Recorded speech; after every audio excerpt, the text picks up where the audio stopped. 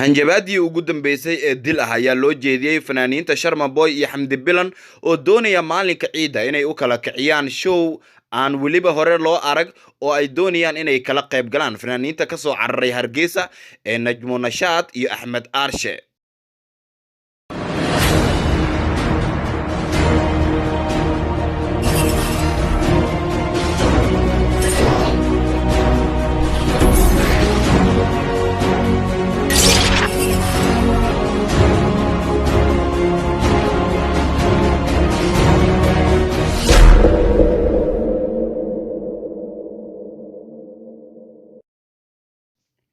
kulanti wacan oo wanaagsan daawadayaal ku soo dhawaada xogta gaarka ah ee guuxa wararka Tube oo aad inooga barateen inaan idinku bayaanino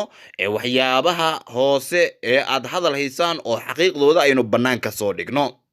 toddobaadkii ugu dambeeyayba waxaa guux xoogan uu ka dhashay fanaaniin ka yimid magaalada Hargeysa oo si heer sare ah loogu soo dhaweeyay magaalada caasimadda ah ee Muqdisho loona ballan qaaday ciida in loo kala kicin doono show aad cajiib u ah oo dhalinyarada reer Muqdisho aad ay uga heli doonaan. sida caadiga ahaydba fanaaniinta ka yimaada Hargeysa xamar wax cunsuriyad ah kalama kulmaan, waxaana lagu soo dhaweeyaa sida fanaan Soomaaliyeed loogu soo dhaweyn lahaa magaalo uu tagay sida ugu habooneed.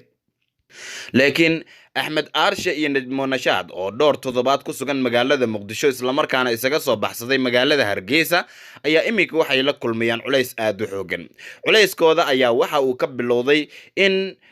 fanaanka Sharma Boy oo ku maqnaa dalka Djibouti uu dalka dib ugu soo laabtay, isla markaana uu booqasho u tagay Axmed Aarshe iyo Najmo Nashaad guriga ay ku degan yihiin magaalada Muqdisho, wuxuuna u sheegay in uusan kala qayb gali doonin fanaaniinta kale ee reer Muqdisho gabi ahaanba wax show ah oo markaasi ay macquul tahay in ay dadka reer Muqdisho u soo daawasho tagaan, isagoo sheegay in show gaara uu qabsan doono Sharma Boy ayna kala soo qayb gali doonaan Najmo Nashaad, Axmed Aarshe iyo weliba fanaaniin kale oo uu ku tilmaamay inay yihiin kuwa muhiim u ah showgaasi. durbadiiba khilaaf ayaa ka dhashay maxaa yeelay Sharma Boy waxaa horey ugu darsaday liiska xidigaha kaga qayb galaya fanka gaar ahaan showga ciida fanaaniinta reer Muqdisho oo Cabdifataax Yaro ugu horeeyo, ay ku xigto Shaadiye Sharaf oo isla markaana ay ku jiraan fanaaniin kale oo aad u culus. waxaa arrintan ay keentay in fanaaniinta qaar ee reer Muqdisho ay sheegaan in wax laga xumaado ay tahay in marka ay tagaan magaalada Hargeysa dhibaato loo geysto guud ahaanba fanaaniinta ka yimaada koonfur, halka marka magaalada Muqdisho ay yimaadaan fanaaniinta reer Hargeysa ubaxyo lagu soo dhaweeyo. haba lagu soo dhaweeyo dabcan ubaxyo waa fanaaniin Soomaaliyeed oo Soomaalinimada gartay oo caasimadda yimaaday, laakiin waxa su'aasha isweydiinta mudan ay tahay maxaa u sababa in ay ku dhiiradaan in arbushaad ay ku sameeyaan show ay waqti badan geliyeen oo ay in badan ay ka fikirayeen fanaaniinta reer Muqdisho inay qabsadaan, iyadoo Sharma Boy lagu eedeeyay in fanaaniintii reer Muqdisho ee in muddo ah sugayay ee ku darsaday xitaa sawirkiisa ee dhammaan fanaaniinta ka qayb galaya uu u sheego cid isaga kala tashatay inaysan jirin oo fanaaniintan reer Hargeysa uu u kala kicinayo waa Najmo Nashaad iyo Axmed Aarshe. arrintan oo si hoose ku socotay ayaa mar kaliya laba qaraxday kadib markii la ogaaday in Daahir Calasow oo ka mid ah wariyaasha Soomaaliyeed ee qurba joogta ah uu arrintan si toos ah u soo farageliyay, isagoona ku hanjabay Daahir inaan la isaga hari doonin, in laga ogolaan doonin dhammaan fanaaniinta reer Muqdisho in ay show magaalada Muqdisho ugu qabtaan Axmed Aarshe iyo Najmo Nashaad. Daahir ayaa coskanaya in marnaba xaq aysan u lahayn dhammaan dhinacyadan in ay show qabsadaan, gaar ahaan fanaaniinta ka timid Hargeysa oo uu sheegay in ay soo bahdileen isla markaana si xun loola soo dhaqmay fanaanka Axmed Aarshe oo ah fanaan magaalada Muqdisho ku soo caan baxay waayii ugu dambeeyay ku noolaa Hargeysa laakiin haatan ku sugan magaalada Muqdisho. Daahir Calasow ayaa sheegay in dhowr jeer oo hore dad ka tagay magaalada Muqdisho lagu bahdilay magaalada Hargeysa, sidaa daraadeed showga hadda ay dhiganayaan dadka reer Muqdisho fanaaniintooda aan la aqbali karin in la jabiyo. Daahir oo sheegtay inuu yahay gudoomiyaha arrimaha bulshada beelaha Hawiye dhinaca baraha bulshada ayaa wacad ku maray haddii Xamdi Bilan iyo Sharma Boy ay si dhaqso ah uga baaqsan waayaan showga ay la qabanayaan Najma Nashaad iyo weliba Axmed Aarshe wixii dhacaa in isaga waxaan laga weydiin doonin. Wuxuu ugu baaqay fanaaniinta reer Hargeysa ee ku sugan magaalada Muqdisho in ay isaga baxaan magaalada Muqdisho oo Hargeysa ay ku laabtaan ama meel kale ay aadaan. Wuxuuna u sababeeyay in ay soo dulqaateen dadka koonfurta degan gaar ahaan magaalada Muqdisho oo horaan bahdil xoogan loogu geystay. Wuxuu leeyahay Daahir Cali Sow waxaa magaalada Hargeysa garoonkeeda laga soo celiyay odayaal dhaqan oo beelaha Hawiye ah. Waan dulqaadanay. Magaalada Hargeysa waxaa lagu xiray dad waxgal u ah guud ahaanba dadka reer Muqdisho oo beel xataa aan loo fiirin karin. Waxaa ka mid ah Ajakis oo ah nin majaajiliista ah oo magaalada Muqdisho ku dhashay oo ka soo jeeda magaalada Muqdisho ayaa lagu xiray magaalada Hargeysa. Sidoo kale madaxweynaha TikTok ayaa halkaas tagay isaguna waa lagu xiray. Sababta loo xiray lama yaqaano. Ismaaciil Aarshe ayuu sheegay in halkaas uu tagay isla markaana la bahdilay oo ay bahdileen fanaaniin badan oo reer Hargeysa oo diidanaa in fankiisa horumar uu sameeyo. Iyadoo intaa oo dhan loo dulqaadanayay ayuu muujiyay Daahir Cali Sow in magaalada Muqdisho ay yimaadaan oo show ay qabsanayaan fanaaniinta reer Muqdisho arbushaad ay ku sameeyaan Najma Nashaad iyo Axmed Aarshe inaysan soo wargali doonin, isagoona u qabtay saacado inay isaga baxaan guud ahaanba magaalada Muqdisho. Buuq badan ayaa taagan.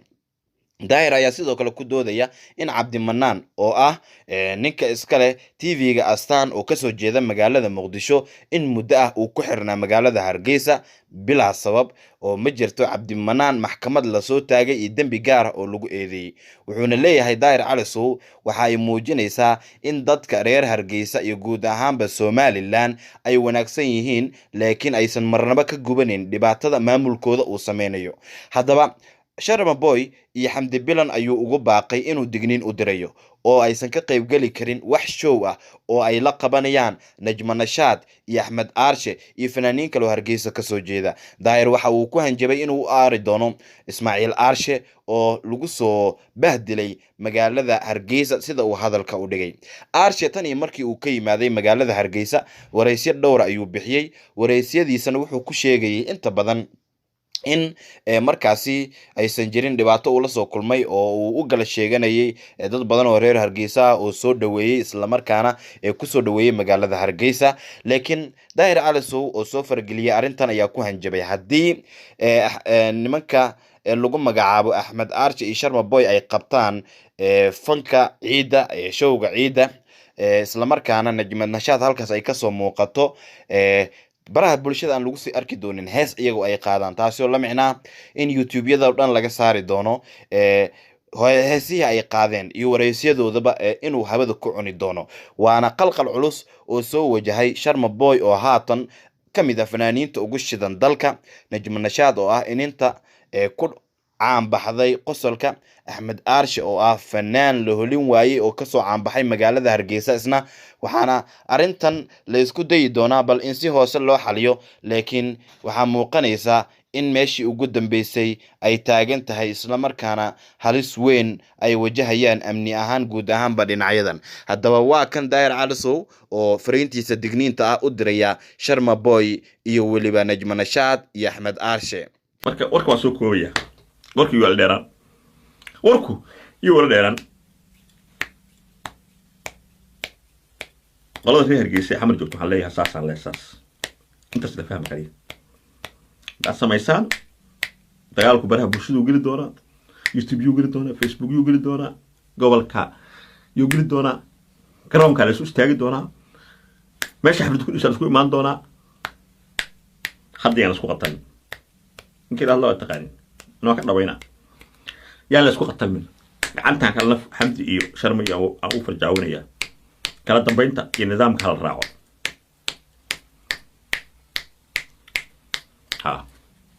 baqdaq iyo baqbaq iyo nasnash ma jirto. hadda caawadiidaan berri wax lagama qaban doono. hadda dhigaha la furo. isma dadka reer gobolka Banaadir waxaan leeyahay qabiilkii Hawiye Cabdiraxmaan Odowe haba hore isma wallo waa ka helay hadalkiisa Cabdiraxmaan Odowe si wanaagsan baan ugu raaxaystay. dadku waa xanaaqsan yihiin. warku waa dheeraaday waa soo koobaya. shacabka Hawiye ee gobolka Banaadir waxaan leeyahay shaqadiina qabtada ismaaciil arwiilka le anigu ma aqaano laakiin barahaas bulshada ka arkay maadaama odaga baraha bulshada aan nahay iyo social media iyo howlahaas iyo arrimaha bulshada u xil saaraa gobolka banaadir waxaan idin leeyahay ninkaas maqaayadda ushida inuu tan leeyahana tusiya reer Hargeysa doofaarka ficil la'aan loo cadaabaha ficil la'aan yaa ladii cadaabin qofkii wax isbiday ee baqbaqday wadana waa in sina isagoo aanba lagu arag baheestiisa ah iyo muuqaalkiisa ah iyo youtube-kiisa iyo annaga aan tusinayn